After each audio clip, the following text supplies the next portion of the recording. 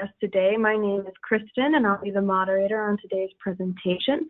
If you're new to Integro or our webinar series, hello and welcome. We do monthly webinars. We always keep them 30 minutes, so they're short and valuable. We know you guys are really busy, so we always appreciate any time you're willing to share with us. Today, we're going to be talking about ECM's Future Part 2. John Frost is our presenter, and he presented the part 1 of this series a few months ago in May, if I remember correctly. And the audience engagement was really great, and we realized we should probably do a second one. So John Frost is our VP of Sales here at Integro. He's also an enterprise content management expert. I'm going to let him get talking in a minute, but before he does, I just have a few quick housekeeping notes, as always. The first is we always encourage you to maximize your screen in the upper right-hand corner. And the second is please ask questions. We encourage you to ask questions. If you've at any point during John's presentation that you have a question, you can ask it in the question box. Find it on the side panel. So without any further ado, I will let John take it away. Thank you, Kristen. Hello, everyone, and welcome today. We appreciate your attendance, and we have quite a bit to get through. I'm going to go kind of fast, and then we'll have some questions at the end. We also will make a recording of this for playback later on for you. So to get started, just to let you know, next month's webinar is going to be leveraging auto classification for data cleanup. Here are some of the topics that are going to be covered. It's going to be on September 14th. So we hope you mark your calendars and make plans to join us for that event next month. So today we're going to be talking about, still continuing from the May presentation on ECM and its future. Today we're going to talk about content services and what it is, some pros and cons of cloud service providers, which kind of tags on to what we talked about last time, how secure are cloud providers, what to look for in choosing a provider, and how professionals should look to work in the new reality. So I'm going to give you a little bit of a refresher, a couple slides from the last presentation to kind of bring us up to speed to take on from here. So what we talked about last time was the current state of ECM. So current ECM is mostly on-premise and departmentalized. It's not really solution-centric. You do have some custom applications built on ECM systems, but it's not a full solution-centric approach. There's generally a pretty large financial investment and a large human capital investment to deploy ECM for enterprises. We also talked about ECM's future would be moving some or all of its components to the cloud, and in doing so, and the reasons for doing so, would be the cost, would be security, would be portability and shareability, the ability to collaborate and access that information from anywhere, mobile, web, etc. Transformation, business transformation, and moving businesses forward, and as well as controlling and dealing with shadow IT. So these are some of the reasons your organizations will be moving to cloud and moving to cloud content management, either some or all parts of their data infrastructure in their ECM. So let's talk a little bit about content services and cloud providers. Content services, Gartner actually retired the term enterprise content management back in 2016. They now call it content services. AIM has indicated that it's really not a single technology or methodology or process, but it's a combination of strategies, methods, tools for capturing, managing, and preserving information, right? We're all used to what ECM is. Interestingly, it's if you think about it in simplistic terms, everything you've got in ECM, think about it being provided as a service in the cloud. That's what you get when you get content services. So it's not a complete solution set in and of itself necessarily, but it's a set of components that can be leveraged as a service to make the complete solution for you. And so what are the types of solutions when it comes to content services? There's cloud-based. These are types of software and apps and solutions that were built for the cloud and built for mobile. So they work very fluidly through web interface as well as through mobile applications. There's generally integration needed to get a robust feature set. So you may have a baseline repository with some features around collaboration, but then you need to include such things as workflow, such things as capture, such things as governance. You need to piece those in as different content services, and these could be same provider or could be partner apps that are integrated. but to get your full set, you need to grab onto the pieces parts. And the feature set a lot of times is not as robust. There's generally, you may have some components such as high-end workflow that's not quite as robust. Sometimes the security may not be as robust, etc. Then you have managed hosted services. This is what a lot of the big vendors are doing now. The big vendors who have on-prem ECM, they're taking the on-prem ECM because it's a complete solution, very workable solution. They're putting that in a hosted environment. So you have the same feature functionality. You're basically accessing the same type of system as you would if it was on-prem, except instead of you having to do the hardware costs and some of the staffing costs, it's done for you by the provider. These things were generally built for on-prem, and it's virtually hosted, so you're getting the feature functionality of the on-prem solution. You're just accessing it through the web, through a hosted environment. And some of the mobility, you need to check with the vendor. Some of the mobility may not be quite as robust as you get with a cloud-based. It just depends on the solution provider. So when it comes to cloud service providers from a data perspective and a hosting perspective, who are the big players? As of now, the three big players are Microsoft, Azure, Amazon, and the Google Cloud Platform. This is important when it comes to things like security. When it comes to security, and we'll be talking a little bit more about security later, but I just want to throw some things out at you. When it comes to security, these guys have brand reputation that they're having to deal with. They have, they're trusting, you are trusting them with your data, you're trusting them with your applications and your solutions. So they have a lot to lose if someone breaks through and starts mucking around and works behind the scenes. So these guys spent billions on things like cloud content security, firewall protection, etc. In fact, I was listening to one of the people from Microsoft a few months ago was indicating Microsoft actually does this, part of this in what they call red and blue teams. So they have red teams who are trying to hack into Microsoft, and they have blue teams who are trying to fend off the hackers. And by doing this, they're continually improving the security in their system. So when it comes to hosting stuff in the cloud, storing stuff, and using cloud content applications, you can be rest assured that more than likely these systems are going to be more secure than you're able to do in your own organization, just simply because of the law of numbers and what and the resources they're able to put at it for the group instead of the individual. So what are some of the cloud content providers, some of the pros and cons? Well, using a cloud provider is going to be less capital intensive generally. There's going to be more geographic dispersion. So if you have needs to store your data in certain geographic locations, or you're wanting to store that for backup and security reasons, you have more flexibility in using a cloud provider. You generally have more security resources, as I just explained, and of course you're going to get built-in disaster recovery because these systems are continuously being backed up, etc. for you, and that's generally going to be part of the contract that you negotiate with them. They're highly scalable. Basically, all you have to do is let them know you want more bandwidth or more scalability, and they're going to give it to you, and they'll ramp it up really quickly. They have very fast ramp-up times, and they're able to have a bit more focus on business.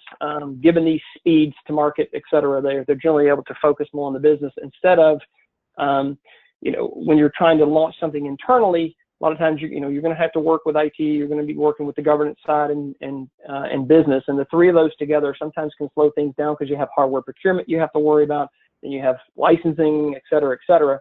When you're dealing with a cloud environment, you have the cloud baseline. Basically, you come in and you say, look, we're going to put in this new application. I need X amount more space, and they're going to give it to you relatively quickly. So.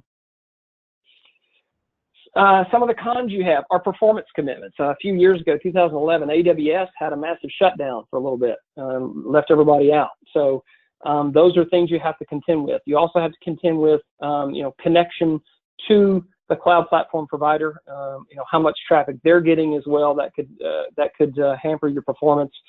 So you have to make sure that your pipes going out are relatively strong if you want high speed like you're used to it on-prem.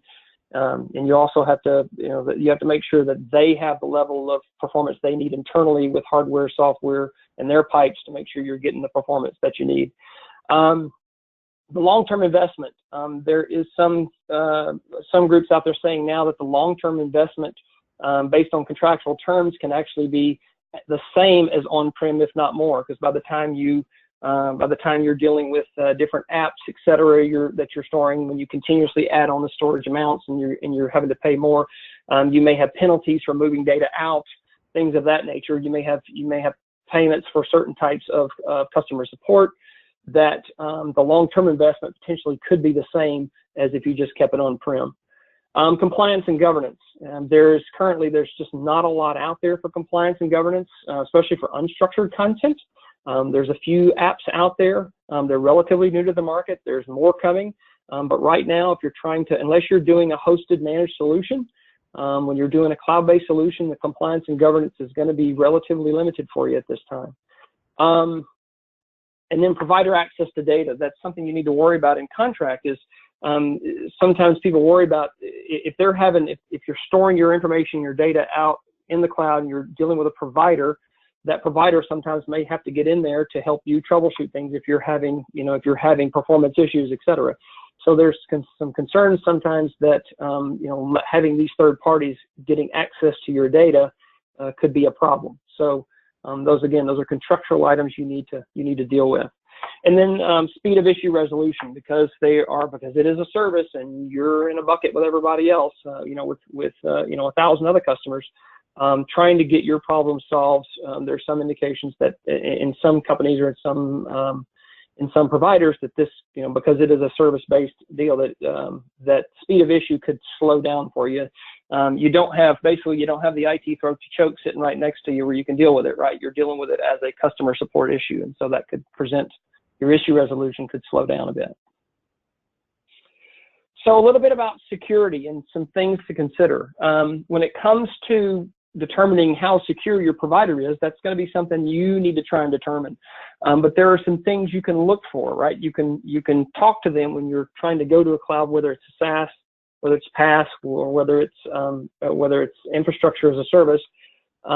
You can talk to them about some of these things during contract to find out how secure and how trusting you are of them with your information. First being physical security. What kind of access do they have to the buildings that are housing the servers and the data? What kind of access and controls are in place for the server room, access to servers, access to upgrades, those kind of things are things you need to worry about and talk to them about. Your data security. What kind of access are they going to get to your data? These are things that are negotiable. I know Microsoft just recently, as part of their Office 365, they instituted a new program whereby there's a check and balance system before they can even get access to your data to troubleshoot an issue. So if you basically have the call, Microsoft can't see or access your data in 365 with this new service unless you give them full authorization to do so. So it's an interesting way to look at it. I would say it's a very customer service oriented way to look at it. Firewalls. What kind of firewalls are in place internally, externally, to get your applications through, to get your data back and forth, et cetera. What kind of intrusion detection, malware, antivirus, and malware do they have in place? What are they using? How often are they updating it? When are they doing operating system patches? When are these things happening, et cetera? And then database and application security. When it comes to web security, you're really going to be worried about some of the standards and certifications that are out there, which I'm going to cover next, as it's really more related to platform as a service and software as a service. But understand there are standards out there for security with web and cloud that you can make available, and you can find out if they have the proper certifications. So I'm not going to go into any real detail on these, but just this is a good list for you. If you're looking for generic or general types of cloud and web security, you can look at the ISO 27001 and the SOCs. You can also look at the SSAE number 16, which is going to be SSAE number 18 sometime this year. I don't have a release date, but they are working on an upgrade to the SSAE. If you're getting into more detail or more vertical, market vertical areas, if you're in healthcare, you want to look to see if they have HIPAA, if they're certified or compliant with HIPAA and with HITRUST. If you're in finance and insurance, the PCI DSS. Also the FINRA, if you're in finance or broker-dealer. And then if you're dealing with the federal government, you want to see if they have certification or compliance with the FedRAMP. So these are some things you can look at for web security for your providers. Ask your providers about them. See if they have been certified or are compliant with these and can provide you that compliance or certification. So now you're deciding to move to the cloud. You want to move to a cloud-based ECM. You have options. Of course, you can go again with a cloud-based ECM vendor. You can also go with a hosted managed solution. Some of the things you need to talk about and you need to look for is accessibility. So who has access to your data? How are you getting access to your data? What type of flexibility do you have getting access to your data? We talked about data security last time. I'm not going to cover that in more detail. Same type of stuff applies. Data location, where's your data residing? Where is it backed up to? Can you control that? Some platform providers and some software providers actually have services where you can determine where your data is going to be located. It's a service you have to pay extra for. But in cases like the EU, where in some locations in the EU, the data of the user needs to reside in country, this is a very good service to offer for those groups and those companies. Data segregation, is your data in with everybody else's and just security cordons it off, or is it completely separated and segregated in its own section when you're dealing with the software, you're dealing with the platform? How is your data segregated? What's the data integrity? How can you check that data integrity? How do you know that things are getting from point A to point B completely, etc.? Then data ownership. This is very important. So when your data is going into a cloud and you're using a cloud provider, who owns that data? That's something that has to come out very clear. Is the data now belong to the provider, or is the data ownership maintaining yours? Of course, you want to maintain ownership of that data, and you need to make it very clear in your contract negotiations that you need to maintain that data ownership. What kind of experience does your SaaS provider have? Are they a new fly-by-night, or are they one of the big three? Are they a company that's been in business for a while? Are they making any money? Are they stable? As well as, what are the qualifications of their staff? Are these new kids fresh out of college running this stuff and handling your support and etc.? Or they have people that have been in the industry? Are they big names? Do they have qualified staff that have been doing data work and data backup, data security, etc. for quite amount of time? Those are things you need to find out. Financial stability, are they financially stable? Public companies, you can definitely check those out. A little bit harder for private companies, but you still can. Have any of them gone through bankruptcy? Just to give you one example, there was a few years ago, there was a provider here in Texas. I'm actually in Austin, Texas. There was a provider here in Texas that provided a cloud-based solution for student records, etc., for the Texas Department of Education. And at one point, the vendor, it was a newer vendor, the vendor was having financial trouble and decided to go into bankruptcy. What ended up happening was somebody was notified at TEA that this was happening. They ended up letting everybody know that this vendor had this happen to, and asked them to get their data out. Well, what you then all of a sudden had was a surge of people trying to get their data out of the system, and it shut down the servers. Now, everything worked out fine eventually. They did get their data back, and everything worked out. It was no problem. But you can see how, not proper communication and not having, providers who've been in the business a while can lead to some trouble for you. So, so there you go. Make sure they're financially stable. So, kind of some closing thoughts. So what I've given you here, I've given you some things to think about when it comes to moving to the cloud, some of the options that you have, what to look for in providers, how to determine the security of the provider, etc. So I'm going to give you some final thoughts just on ECM in and of itself, kind of to tag on for what we talked about last time. AIM recently came out in a publication, their Intelligent Information Management Roadmap. This is a tag term that they gave it, which is fine. But if you look at it, it really captures the essence of content services. So you basically have 6 major pillars. You have the channels within each pillar and what they do. And if you think about it from a content services perspective, what you get is you get each of these as a service arm for a content services or cloud ECM type solution. Okay. So to work on that, just to give you an example, I'm using Box as an example, and some IBM in here. We are IBM and Box partners. So But it's a good example to show you a cloud service type content services and what it might look like. So what you might have is, the back-end storage might be Microsoft Azure. Box platform some of it stuff might sit there, and it has its own platform, so you can build custom applications. Of course, you have the repository features and the content management features that it offers. But then you can tie into it with Capture. So Box has its own capture service called Box Capture. That's a mobile capture for individual onesie-twosies. Then you have IBM DataCap, which ties into Box, and IBM DataCap can provide you the robust feature set that you need from high volume scanning. And then you have other capture applications such as Integro's Email Manager, which can actually take emails and once you've once you've classified them, can store them in Box as a repository. Then you would have automation. You would have automation as things like workflow. You may have something like the upcoming Box Relay, IBM Case Manager, Worka2 or Nintex might be applications that are for automation that would tie into Box. Those could provide you your workflow feature set that you're used to in an on-prem ECM application. Then the deliver piece, the piece where the business users are working high-end with the app, with the storage or with the content solution and with the repository. These might be things like LegalZoom, which has custom apps built on Box. So you're interacting with the mobile app in LegalZoom. The content is stored there in Box for you.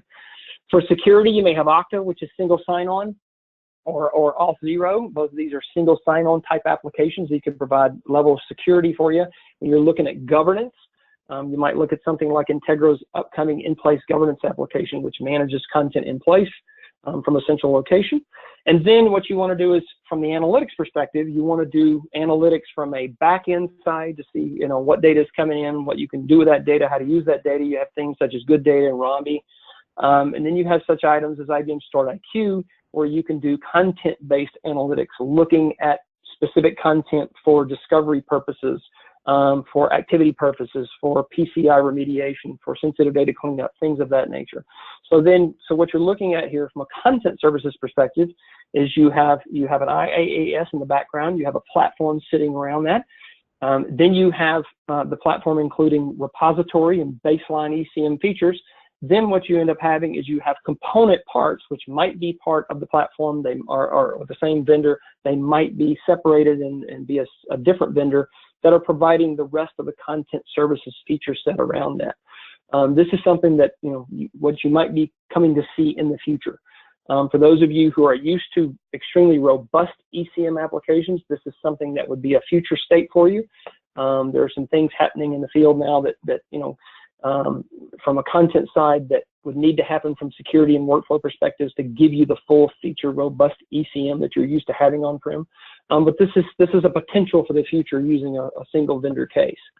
So, and then your ECM and IG professionals. So you guys, I know you've noticed, being in the field that we're in, you've noticed a lot of changes happening, especially when people start mentioning cloud. There are a lot of things that have changed in your organization, a lot of changes to come.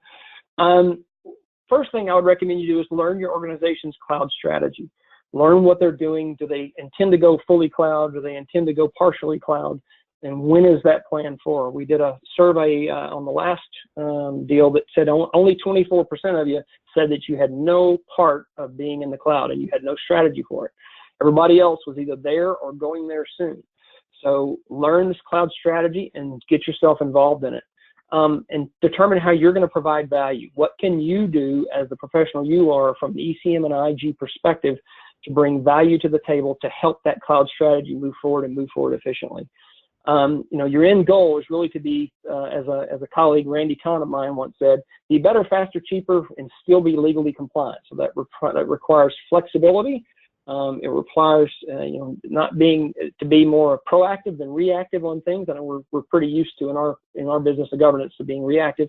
You need to learn to be a little bit more proactive and learn to work within the means, because the business is going to do this. They're going to do it, and you can come kicking and screaming, or you can embrace it and be a part of it and help them become better, faster, and cheaper while being legally compliant on the road out. So that really completes our seminar for today. I am going to be open to questions. I want to tell you a little bit about Integro. We're in the business of securing and leveraging information assets and liabilities.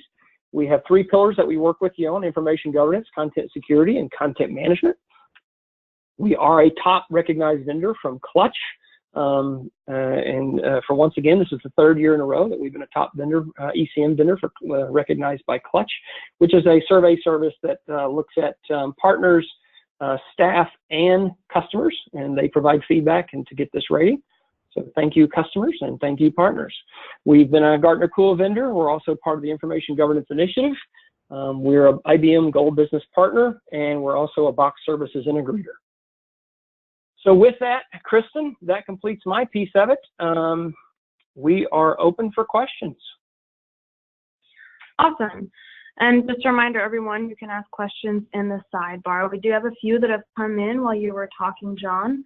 The first: which option is better for ECM in the cloud, cloud-based solution or a managed host solution?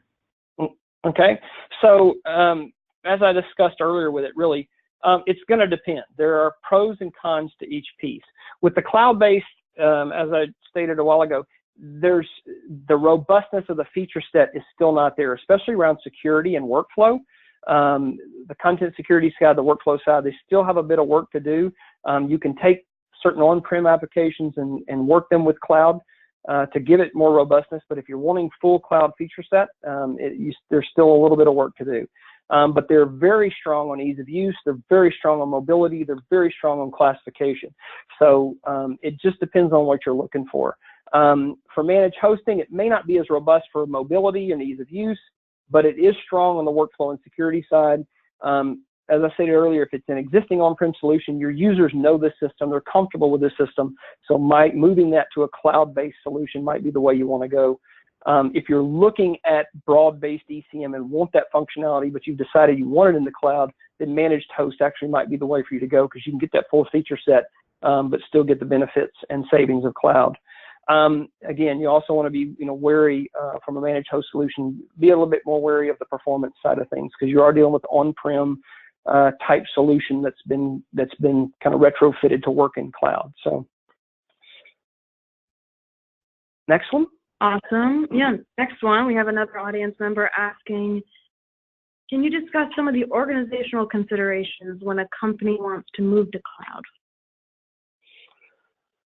Sure. So some of the things you need to consider as an organization, I think I touched on a few of them, but you want to consider your bandwidth in your organization. So how big are your pipes? What are you used to from a traffic perspective on doing things on the web?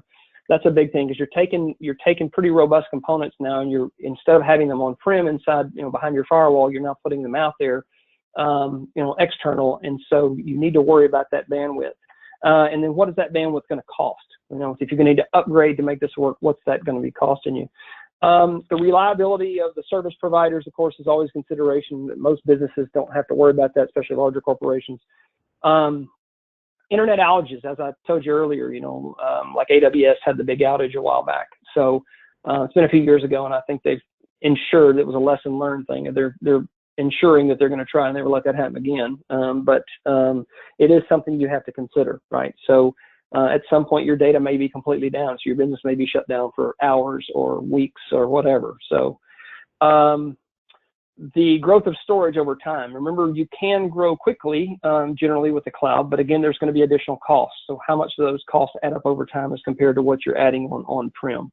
And remember, with on-prem, you're kind of renting space. When you're in the cloud on-prem, you have to worry about buying new servers, the staff to maintain those servers, the backups, etc. So, and then, of course, your governance, your retention, disposition, your governance. Now, when you're dealing with managed hosts, you kind of had that covered because you're taking the on-prem stuff and putting it in the cloud. So, so you don't have as many worries as if you're going with a cloud base. With a cloud base, as I said, there are some baseline governance stuff out there. There's a few apps out there. There's more to come. As we said, Integro is working on one now as well.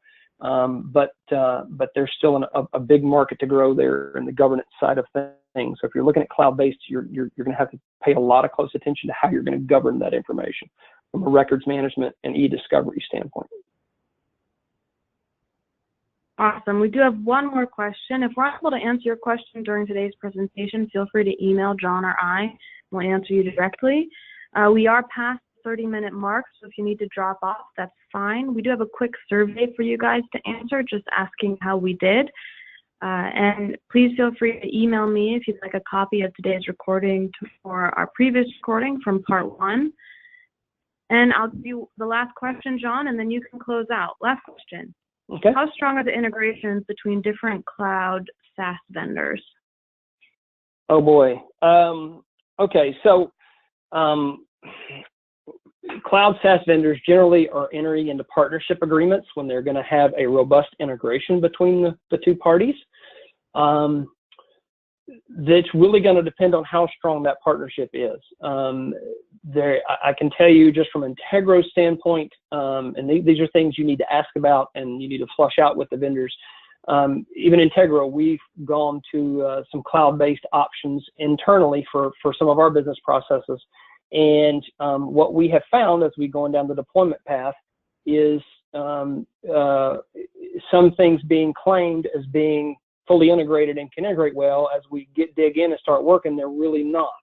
And in some cases, we have one vendor whose solutions have they've changed kind of their platform view and their UI to a new look and feel, and their partner just hasn't caught up with it yet. So so we're having to work around that. So it's something you really need to check with your vendors. If you're going into something like content services and you're wanting to do the cloud-based approach and plug and play different parts, you need to check with both vendors. You need to find out how robust it is. You need to ask for demos, etc. With cloud, just like with on-prem, it's going to take a services engagement to get these things deployed for you. So be ready to invest in services dollars to make it happen. So, but this is something you really need to check with the vendors on how closely they're integrated, and if you can see demos upon it, that would be even better. So. So with that was the last question. Sorry, Kristen. So with that, we'll close out. I just want to thank everybody for attending. We will look forward to seeing you next month, and everybody have a great day. Take care.